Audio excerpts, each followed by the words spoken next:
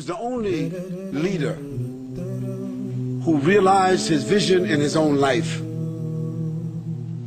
He was born in Mecca as an orphan. He was raised in Mecca. He was driven out of Mecca. He was punished, had to flee. He was persecuted. His followers were killed. But Allah allowed him to come back 23 years later as a victor, as a conqueror. And when he came back, he gave everyone amnesty. He realized his vision. And after that, the Prophet ﷺ spread his message.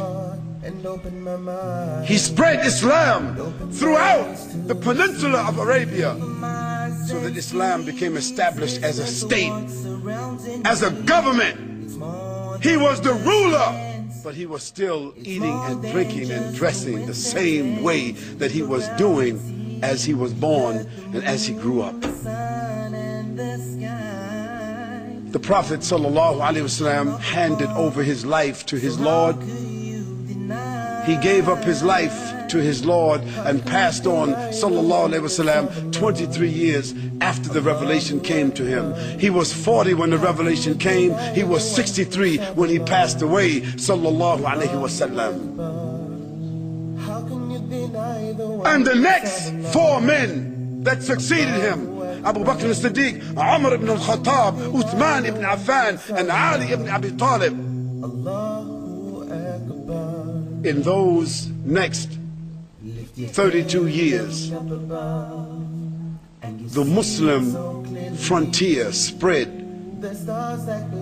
from the Arabian Peninsula all the way to what is now Italy, all the way to what is now Spain, all the way to what is now West Africa, all the way to what is now Indonesia, all the way to what is now China. This is what Allah manifested from that man and from that message and from that revelation and from that inspiration, and that legislation still is in the earth today.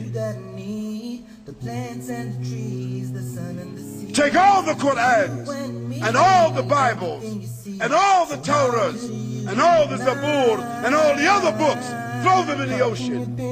All the religions would have no way to get their message back. But because Allah caused that revelation that came to Muhammad sallallahu alaihi wasallam, that inspiration that came to Muhammad sallallahu alaihi wasallam, that legislation that is in the world today, every place Muslims gather, there's at least 1 or 2 or 3 that has memorized this book.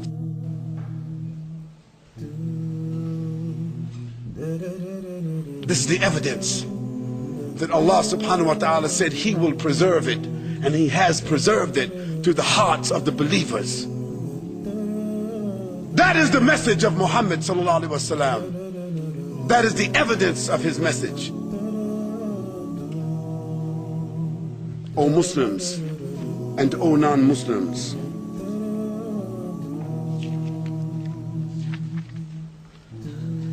the Prophet Muhammad sallallahu alaihi wasallam was the only prophet that realized his vision, and he became the executive and the law preserver. He was not a law giver. No, the law came from Allah, but he was the executive that executed and guarded that law.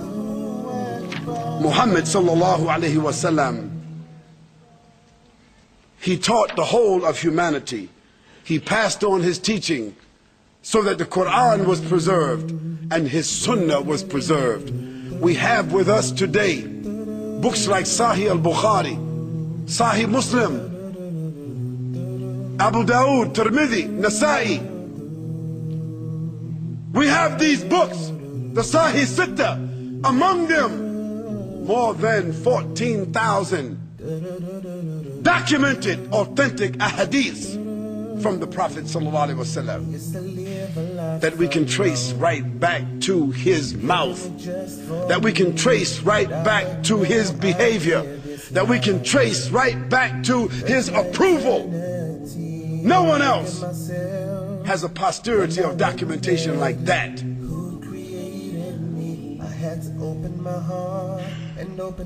The Prophet ﷺ, without doubt, was the man who brought the most powerful message to this world. It's more than just chance. It's more than just coincidence.